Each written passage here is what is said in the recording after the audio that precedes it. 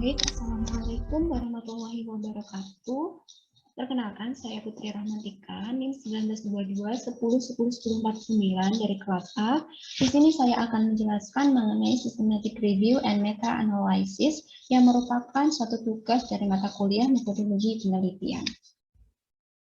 Baik, yang pertama di sini adalah kita akan membahas what is Systematic Review. Jadi Systematic Review adalah penelitian yang mengidentifikasi, menilai, dan melakukan sintesis terhadap semua bukti empiris dari penelitian primer yang ada, yang telah memenuhi kriteria eligibilitas yang telah ditentukan dulu untuk menjawab pertanyaan penelitian. Selanjutnya di sini ada what is meta-analysis. Jadi meta-analysis ini adalah suatu desain studi epidemiologi yang bertujuan untuk mengkaji secara sistematis dan sintesis dengan menggabungkan hasil-hasil estimasi secara kuantitatif dari sejumlah penelitian untuk menjawab pertanyaan penelitian yang sama dan dapat digabungkan.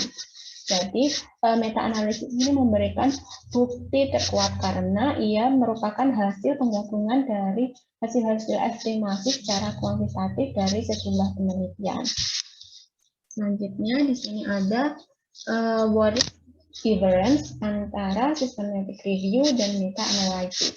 Jadi untuk yang systematic review ini adalah mengumpulkan dan mengkaji semua hasil riset empiris yang ada menggunakan metode yang jelas, sistematik, tetapi tidak harus dengan proses statistik. Sedangkan untuk yang meta-analysis ini merupakan bagian dari systematic review yang disertai dengan proses statistik untuk menganalisis dan menggabungkan secara kuantitatif hasil-hasil dari sejumlah studi yang serupa. Jadi untuk melakukan meta-analysis ini harus melakukan systematic review ditambah dengan proses statistik. Kemudian selanjutnya di sini adalah the advantages of meta-analysis. Jadi keuntungan yang pertama adalah memberikan bukti ilmiah yang terkuat karena ia merupakan hasil penggabungan dari beberapa penelitian tadi. Kemudian yang kedua adalah meningkatkan validitas eksternal. Yang ketiga, memperluas kemampuan penerapan bukti atau validitas eksternal, di mana validitas eksternal ini menunjukkan sejauh mana hasil penelitian atau kesimpulan penelitian dapat digeneralisasi secara luas. Semakin luas, maka akan semakin baik. Kemudian yang kelima adalah mengurangi kesalahan random, meningkatkan presisi estimasi dan statistical power, di mana karena menggabungkan dari beberapa penelitian tadi, maka kesalahan acaknya itu semakin kecil dan kemampuan untuk mendeteksi statistiknya itu semakin meningkat. Nah, untuk yang keenam, ini adalah memfasilitasi praktisi dalam menggunakan riset dalam praktik. Jadi, mempermudah praktisi tanpa harus mencari penelitian primer yang segitu banyaknya. Jadi, hanya cukup untuk melihat ringkasannya dalam bentuk meta-analisis. Seperti itu. Baik, selanjutnya di sini ada validitas internal dan eksternal. Jadi validitas internal ini adalah kebenaran kesimpulan sebuah studi ketika menarik kesimpulan tentang parameter populasi sasaran, baik tentang hubungan maupun efek suatu variabel dengan menggunakan hasil analisis data sampel. Jadi bedanya antara validitas internal dan eksternal ini adalah pada populasinya. Untuk yang validitas internal ini tentang parameter populasi sasaran, sedangkan yang validitas eksternal ini tentang parameter populasi eksternal. Gitu ya. Selanjutnya di sini ada pertanyaan, apakah meta-analisis ini harus homogen? Jawabannya bisa iya dan bisa tidak. Jawabannya iya, yaitu karena ada hal yang harus sama dalam melakukan meta-analisis. Yang pertama adalah masalah penelitian, di mana masalah penelitian ini dirumuskan dalam PICO, yang nanti akan dijelaskan pada slide berikutnya.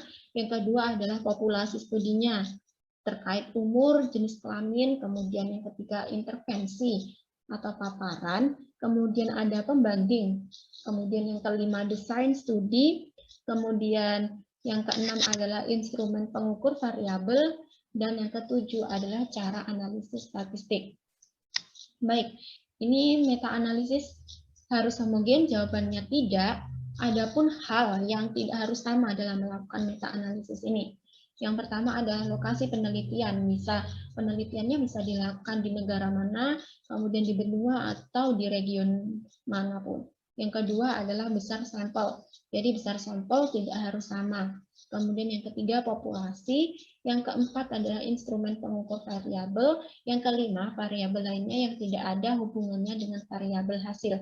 Jadi yang untuk yang poin keempat ini, instrumen pengukur variabel ini bisa tidak sama, namun diatasi dengan dapat diatasi dengan melakukan ukuran efek terstandarisasi, yaitu dengan effect size, standarisasi regression koefisien. Kemudian di sini ada cara untuk mengatasi heterogenitas. Yang pertama yaitu dilakukan penyaringan, kriteria inklusi dan eksklusi. Kemudian yang kedua adalah penilaian kualitas studi. Yang ketiga analisis secara terpisah dengan analisis kelompok. Kemudian yang terakhir adalah meta regresi.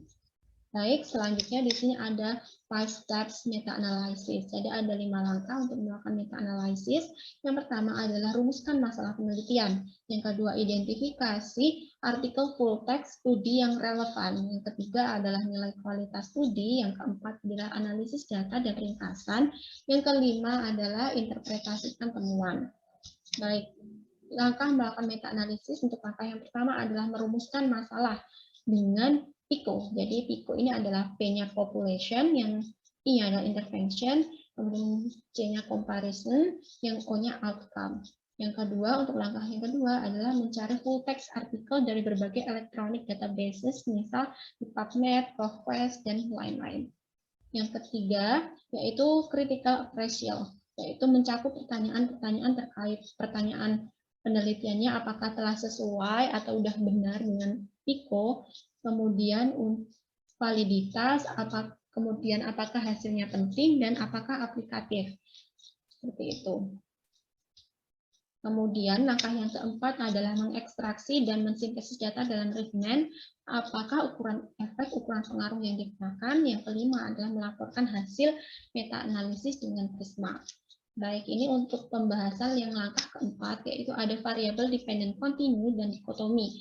Untuk yang continue ini mencakup effect size, biasa disebut dengan SMD, ya, standardization mean difference. Kemudian untuk yang dikotomi ini ada banyak, ada rasio risiko, odds ratio, dan lain-lain. Jadi untuk yang continue ini bisa gampangannya untuk diingat ini adalah data glukosa darah. Jadi ada rentangnya, ada nilainya. Sedangkan untuk yang dikotomi ini bisa dicontohkan untuk memudahkan memahaminya adalah mortalitas. Jadi dalam mortalitas itu tidak ada yang namanya setengah mati atau setengah hidup seperti itu. Kemudian di sini ada cara analisis data pada RCT, Randomized Control Trial, di mana apabila digunakan variabel dependent continue, analisis datanya dengan bivariat, dengan membandingkan kelompok eksperimen dan kontrol, kemudian effect measure-nya menggunakan effect size, coherence, kemudian uji statistiknya dengan uji T. Kemudian apabila menggunakan variabel dependent dichotomy, sama, yaitu dengan analisis bivariat, kemudian effect measure-nya menggunakan rasio risk or odds ratio, kemudian uji statistiknya dengan uji C-square. Nah, effect size itu apa? Yaitu ukuran efek yang dihitung dari perbedaan mean dua kelompok studi setelah distandarisasi dengan rata-rata standar deviasi kedua kelompok. Jadi untuk yang X di sini ini adalah mean antara kelompok kontrol dan juga kelompok penelitian. Sedangkan S ini adalah standar deviasinya. Baik, ini adalah cara analisis data pada studi observasional. Untuk yang menggunakan variabel dependent continue, maka analisis datanya harus dengan analisis multivariat, kemudian effect measure-nya dengan koefisien regresi, uji statistiknya dengan uji T. Kemudian di sini adalah gambaran untuk studi observasional dengan variabel dependent continue, di mana dengan variabel independen yang banyak untuk mengontrol compounding. Kemudian yang kedua ini adalah apabila digunakan variabel dependent dichotomy, analisis data harus analisis multivariat, kemudian effect measure-nya itu menggunakan odds ratio atau ratio, uji statistiknya dengan uji T. Baik, selanjutnya di sini ada SMD, di mana ini apabila gambar ini menyentuh garis vertikal, maka hasil statistik dianggap tidak signifikan. Kemudian di sini ada odds ratio, di mana jika nilainya itu 1, maka dikatakan tidak ada efek atau hubungan. Apabila kurang dari 1, maka menurunkan kemungkinan. Kalau nilainya lebih dari 1, maka meningkatkan kemungkinan.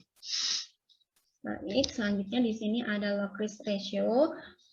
Jadi sama saja pembahasannya. Kemudian di sini ada hazard ratio, di mana untuk hazard ratio ini gambar kotak ini, besar kecilnya kotak ini menggambarkan jumlah besaran sampel, kemudian kotaknya ini menggambarkan penyebaran dari heterogenisitas, penyebaran heterogenisitas, di mana nilai heterogenisitasnya ini digambarkan dengan I kuadrat, yaitu sebesar 66%, di mana dinyatakan kalau I kuadrat atau I square-nya itu melebihi 50%, dikatakan heterogenisitasnya tinggi. Kemudian P kurang dari 0,01 ini menyatakan bahwa benar signifikan heterogenitasnya tinggi.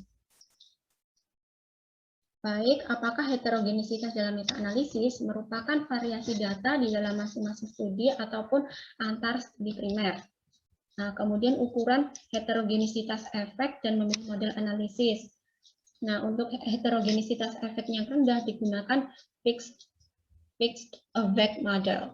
Jadi, di mana nilai T-square testnya itu P-nya lebih dari sama dengan 0,05, artinya heterogenisitasnya rendah atau sedang. Dengan I-square-nya kurang dari 50%, maka heterogenisitasnya rendah atau sedang.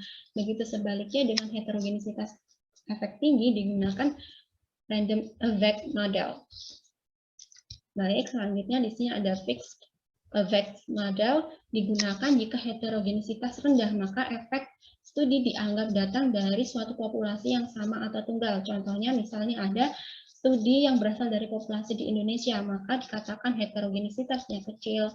Sedangkan untuk random effects model ini digunakan jika heterogenisitasnya tinggi, maka dianggap studi primer datang dari suatu populasi yang berbeda-beda. Contohnya, misal ada 3 studi yang berasal dari beberapa populasi, misalnya di India, Jepang, dan Korea, maka heterogenisitasnya besar.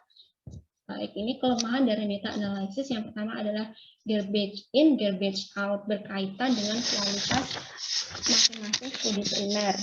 Kemudian di sini ada apples and orange effect, yaitu terlalu banyak heterogenisitas. Kemudian yang ketiga adalah publication bias, di mana kecenderungan peneliti, editor, dan penerbit untuk menerbitkan hasil studi primer yang menunjukkan efek yang signifikan atau melebih-lebihkan efek. Harusnya penelitian itu subjektif dan apa adanya. Dan ini bisa terjadi jika penelitian pada sampel yang kecil, seperti itu. Kemudian di sini yang terakhir ada langkah kelima adalah Prisma, di mana interpretasi dengan Prisma, yaitu Prisma singkatan dari Reporting Items for Systematic Reviews and Meta-Analysis, merupakan daftar cilik yang terdiri atas 27 butir esensial berbasis bukti yang direkomendasikan sebagai standar dalam pelaporan yang transparan, systematic review, dan meta-analysis, di mana ini adalah contoh dari gambaran diagram alir Prisma. Di sini ada identification, screening, eligibilitas, dan included. Baik, mungkin itu saja yang bisa saya sampaikan. Untuk kurang lebihnya saya mohon maaf. Terima kasih. Wassalamualaikum warahmatullahi wabarakatuh.